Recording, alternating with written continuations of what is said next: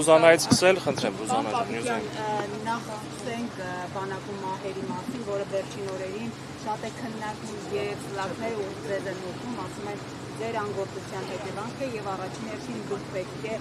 հրաժարական ներկայացեք։ Դա ինչու է բանակում այսպիսի իրավիճակ ստեղծվել, որ 10 օրում արդեն 3 մահ ունենք։ Որն է պատճառը։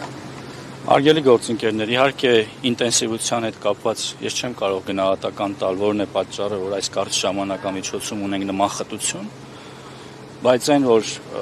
մահերի համար կարելի է մեղադրել պաշտպանության նախարարին, սա նորություն է Հայաստանի Հանրապետությունում, ինչու։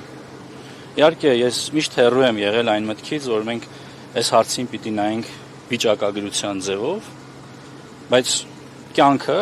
ու անցյալը, ու ընդհանրապես բանակի պատմությունը նաև որոշակի վիճակագրություն է ենթադրում։ Հայաստանի Հանրապետության պատմության ողջ ընթացքում, բանակի ողջ պատմության ընթացքում դեպքեր ինքնասպանության, սպանության, ոչ կանոնադրային հարաբերությունների եղել են մշտապես։ Դրանք բարձրացել են, իջել են, օրինակ 25 թվականին մեր աշխատանքի արդյունքում այդ թիվը հասել է մինիմալի 2-ի։ Բայց ես ընդամենը վիճակագրություն մի քանի ներկայացնեմ, որպեսզի ձեզ համար ավելի որ թվականից սկսեմ։ Ասեք, որ ավելի եկեք 16-ից սկսեմ, 17-ից սկսեմ, հետպատերազմյան որպես շրջան։ Ներողություն եմ խնդրում, 16։ Ուրեմն 15 թվականին դեպքերի թիվը եղել է 7, բայց 2016 թվականին հավանաբար ապրիլյան պատերազմից հետո ես չեմ հոգեբան չեմ, ես չեմ կարող այստեղ գնահատական տալ։ Թիվը դարձել է 19 միանգամից։ Այսինքն նույն ժամանակաշրջան նույն նախարարն է աշխատել։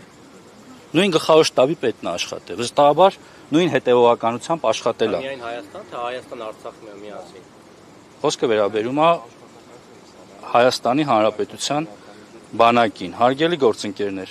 17 թվականին թիվը դարձել է 13, սկսել է նվազել։ 18 թվականին 12, 19 թվականին 11 դեպք։ Ես խոսում եմ ինքնասպանություն, ինքնասպանության հասցնել, սպանություն։ Չեմ խոսում առհասարակ բանակում ինֆարկտից, մեքենայի վթարից եւ տարբեր բաներից մահացություններին։ 20 թվական 10, 21 թվական 10, 22 թվական 8, 23 թվական 9, 24 թվական 11,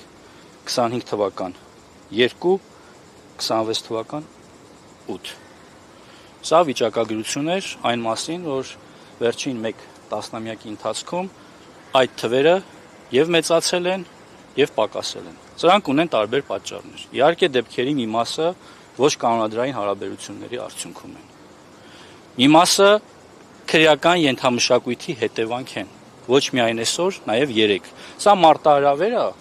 որ միայն իմը չի։ Ու անկախ նրանից, պաշտպանության նախարարը կլինեմ ես, թե այլ մարդ, սրան պետք է համակարգային մոտեցում։ Ես չպիտի խորշեմ, լսել, որ դուք ներկայացնում եք ինչ-որ պրոբլեմ։ Այդ պրոբլեմի հետևից պիտի գնանք, դուք էլ ես էլ։